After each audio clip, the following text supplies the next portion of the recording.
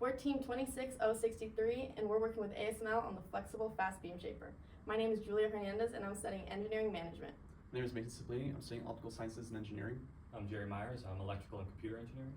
I'm Calvin Holmes. I'm electrical engineering. I'm Andrew Epp. I'm mechanical engineering. I'm Jesus Serratos. I'm optical sciences and engineering. ASML is one of the leading companies in the semiconductor industry. Their metrology tools play a vital role in helping chip makers achieve the highest performance and precision.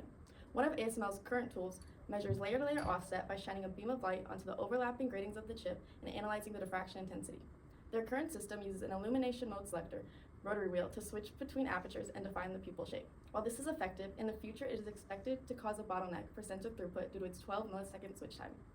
To address this challenge, our team has been tasked with prototyping with alternative technologies to shape an incident beam with the following specs: an operating wavelength range of 400 to 900 nanometers, an aperture switching time less than 1.5 milliseconds, an ability to produce at least 35 apertures, an alignment accuracy less than 12 micron, an optical efficiency greater than 60%, an image contrast greater than 600 to 1, an inhomogeneity less than 5%, and a production cost under 12,000 euros.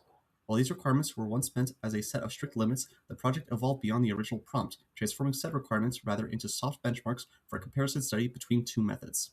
To start the project, our team began researching different technologies that could potentially replace ASML's current illumination mode selector. We then compared all the specs into a trade table to easily compare which devices best fit our system. We then presented our trade study to our sponsor, and with their help, we started planning a DMD prototype. But as we continued to discuss with ASML, they became very interested in this FL-COS device. This is when we decided that we would first build a DMD prototype, and then, if time allowed, we would begin building an FL-COS prototype. With these two devices, we'd eventually compare their specs, their performance, and see whether or not these devices meet ASML's needs. Our first technology is a DMD, which stands for Digital Micromirror Device.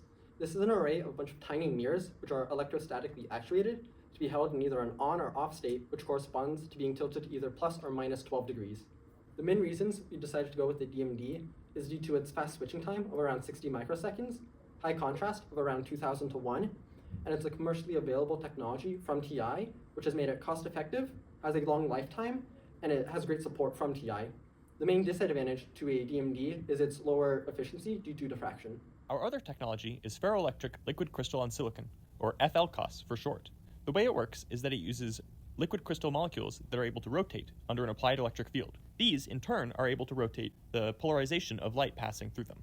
The main advantages to the FL-COS device are its switching speed, comparable to the DMD, as well as its efficiency, which is better than the DMD, although still not great at around 50%. Its main disadvantages are its wavelength range of around 430 to 700 nanometers, as well as the software platform, which is underdeveloped and not built for our use case. Our DMD's test system includes a 4F system. This is used to filter out the different diffractive orders that the DMD creates. This is important because those diffractive orders would end up as multiple spots on the user's wafer. Our test setup used two different light sources. The first was a green Heine laser with a wavelength of 543.5 nanometers. This was used for initial alignment and testing, as well as for finding the wavefront error of the devices.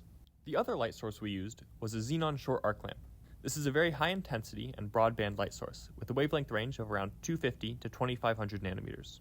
To model the system, Team 26063 made use of the collaborative cloud-based software Onshape. In this software, we were able to design the system, model it, and also create original parts that are compatible with off-the-shelf technologies from Thorlabs and from Newport. This design allowed us to not only see how it would look before we built it, but also make sure that our parts and connections were perfectly seated before we got to building.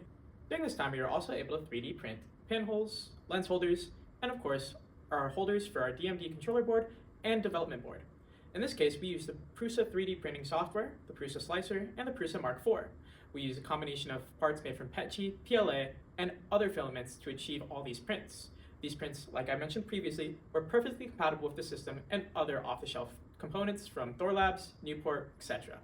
For the software side of our project, we use manufacturer-provided programs to control both devices. For the DMD, we use Texas Instruments DLP Lightcrafter software, and for the FL-COS, we use Kopin's Metrocon software with their R12 drivers. Both these systems are essentially plug-and-play, allowing us to quickly connect and project different aperture patterns for testing. Once we capture the projected apertures with our camera, we analyze them using MATLAB and its built-in image processing tools. For example, some of our images are stored as 16-bit TIFF files, although the actual pixel data is 10-bit.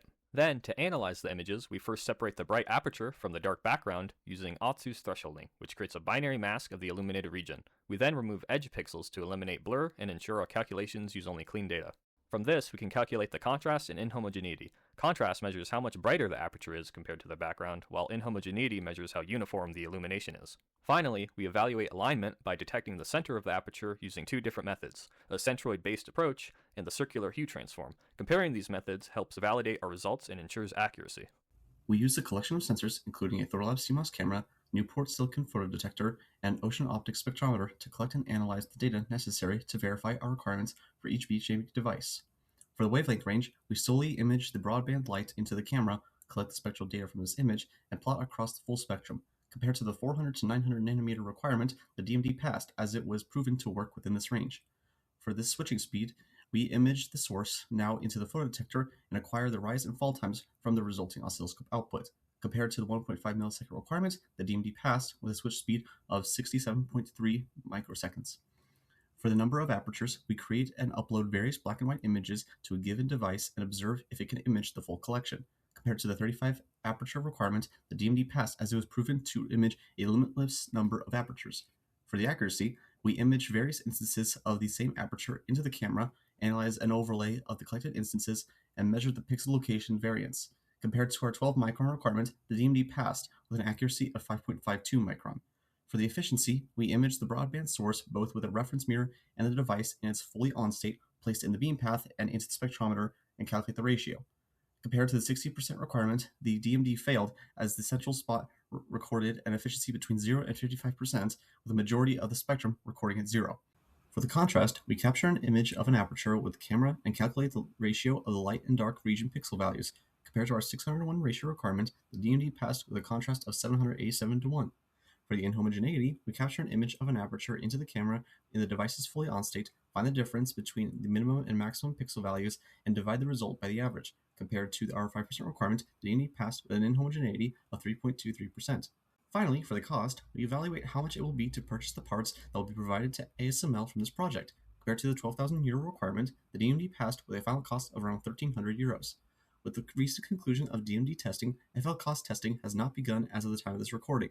We can assure that FLCOS results will be ready to present at Design Day. One of the problems we overcame had to do with electrostatic discharge, or ESD. Both the DMD and FLCOS device are highly sensitive to ESD, so that means a small discharge could damage the devices. To prevent this, we implemented proper ESD safety procedures, including wearing grounding wrist straps and working on anti-static mats during all handling of the devices. Another issue was with our camera system. Our 10-bit camera limits measurable contrast to about 1023 to 1, which can restrict the accuracy of our results. We also observed that dust inside the lens of our camera caused errors in our measurements. From this, we learned the importance of using higher bit depth cameras and maintaining clean optical components. And to further address it, we developed a MATLAB-based method to detect and remove small dust artifacts from our images, improving the accuracy of our calculations. To give a quick recap of our project, our team is working with ASML to look into different technologies to hopefully replace their current illumination mode selector rotary wheel. After much research, we decided to come up with two prototypes, one with the DMD and one with an FLCOS. As of today, we have finished building and testing our DMD and are in the process of working on the FLCOS. Stay tuned for Design Day, where we will present those results and our determination of which device better suits ASML's needs.